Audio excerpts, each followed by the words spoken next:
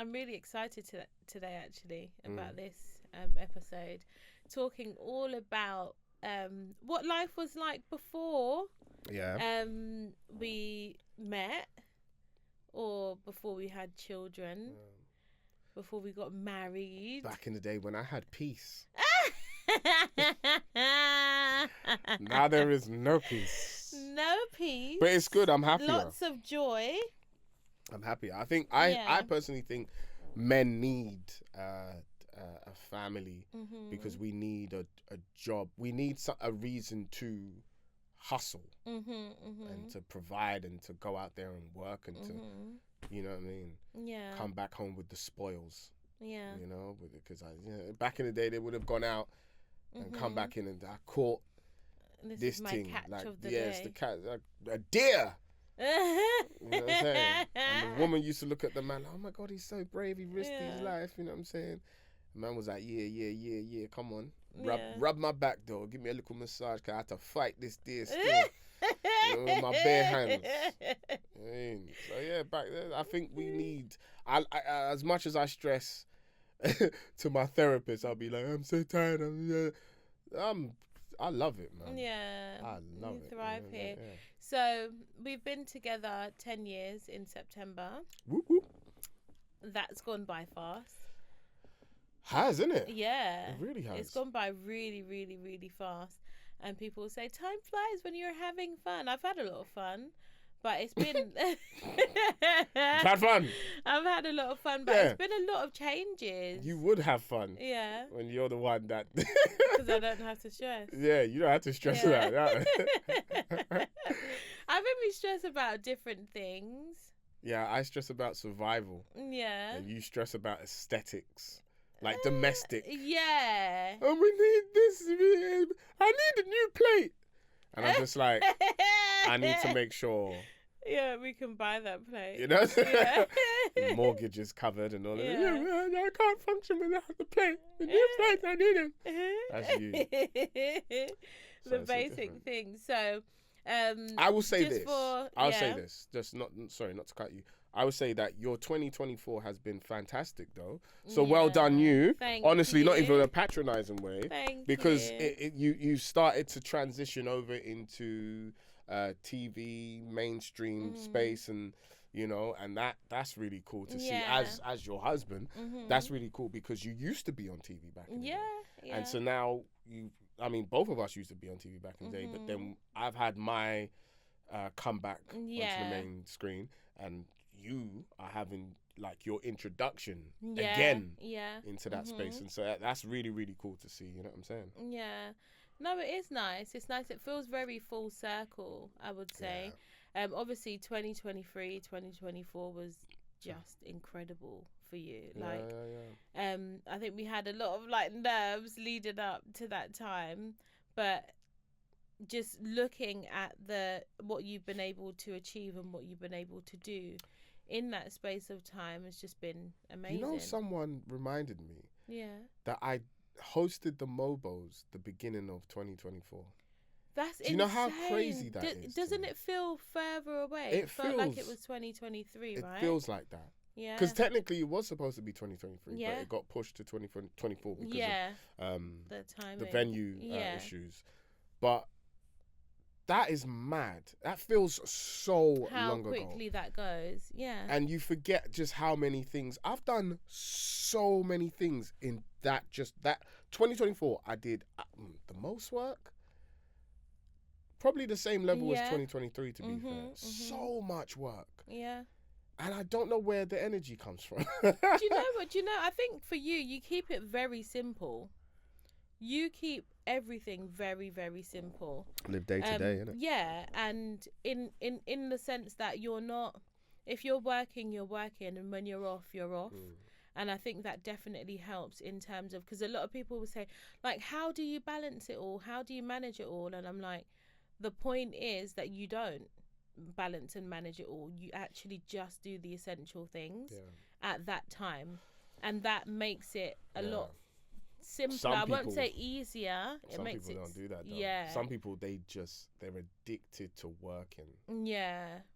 You've got to have your on time and you've got to have your off time. And I think that's what you're really good at. You're really good at actually, when you're off, you're off. Which, thankfully, because of the industry that you're in, that is possible to have that downtime and actually just be off. But yeah, that helps a lot. What were some of your highlights? But I would say, going back, my highlights of 2024. You don't have to cry about it. But I'm not crying. I understand. It gets emotional. I'm not crying. I'm just saying. It's all right, baby. Before we go through our highlights, what I want to do is talk about 10 years ago. What did life look like for you? Like, before we got engaged, before we got married, like, what were you doing? Where were you working? Like, what did that look like? Oh, we were working like a 9 to 5, both of us. I hated it. Yeah. I think I needed therapy back then rather than now, because I hated work. Everybody knows that we worked in. Well, I worked in transport. You know, as a customer service advisor, taking calls and emails and stuff like that. And I just hated it because it wasn't me, but I was trying to run away from this. Yeah. Being a comedian and stuff, I was trying to run away for that for good reasons, but I was trying to run away. So it was a very dark time for me because it was just like, you know, I didn't like where I worked and people were trying to make me conform my mind to basically be about this, and I was just like, well, this is nonsense. I don't want to do that. And then that was the bad part, but the good part was obviously we had just gotten engaged and you know, getting prepped to get married, so that was cool. And it was weird because, you know, when it's like, all right, life is about to get serious, like, you always think to yourself, man, I want to get married, da, da, da, da, da. And then it's like, oh, it's happening. Yeah. And then you're like... that went really fast. Yeah. So we got together in June 2014. Engaged or together? We just got together. So that's when we decided, we're going to be together. It was June 2014. Yeah.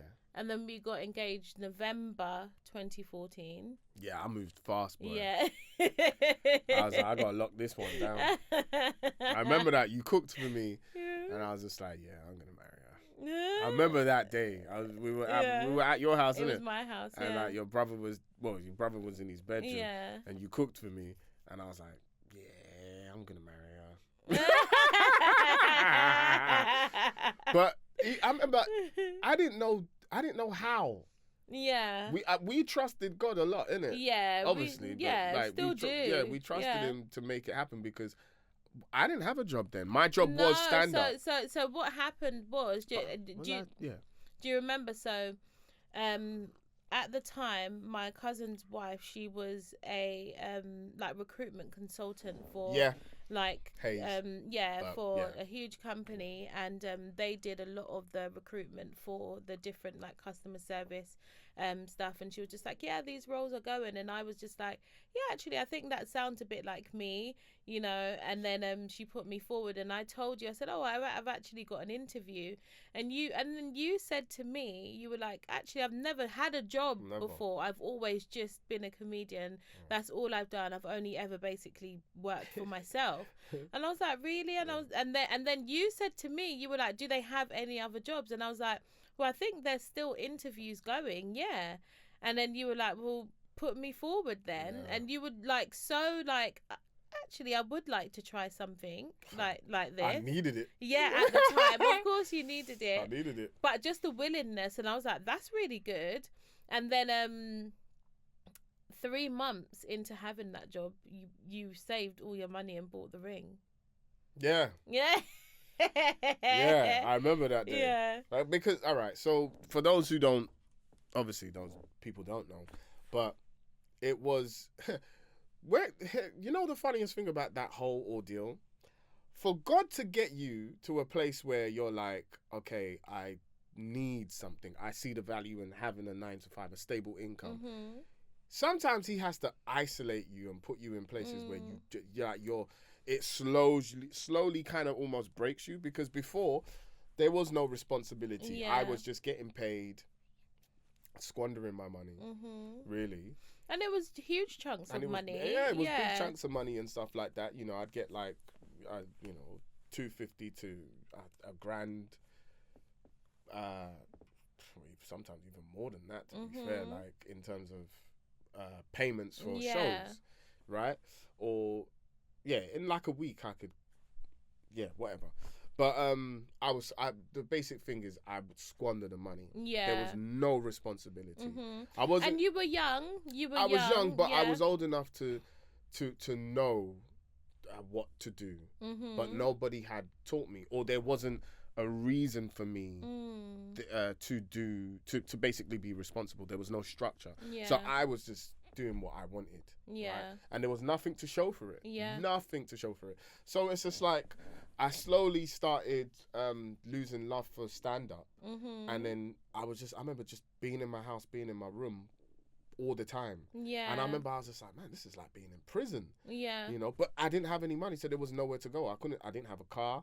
I couldn't, like, all my friends were working, so I couldn't just be like, okay, let me go meet my friends and do this and do that. So I remember one day I was just like, man, I need a stable income. Like, I actually do need a job, and I'm willing to take a job. And then obviously you entered my life. Yeah. And then and all of that happened. And then we got the job for, the company and stuff like that. And then I remember, obviously to save up for the ring, I remember that day, man.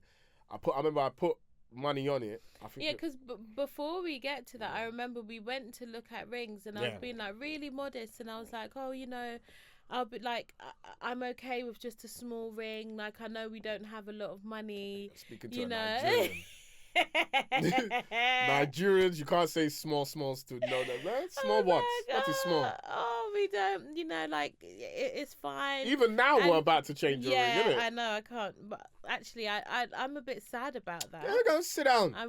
I've always. You ain't gonna be sad when you see that big ass rock on your finger, Shay. You know what I'm saying? You be sad. You cry now. I'll be crying. Oh, you don't have to at all. Yeah, while taking it off. Of course you don't.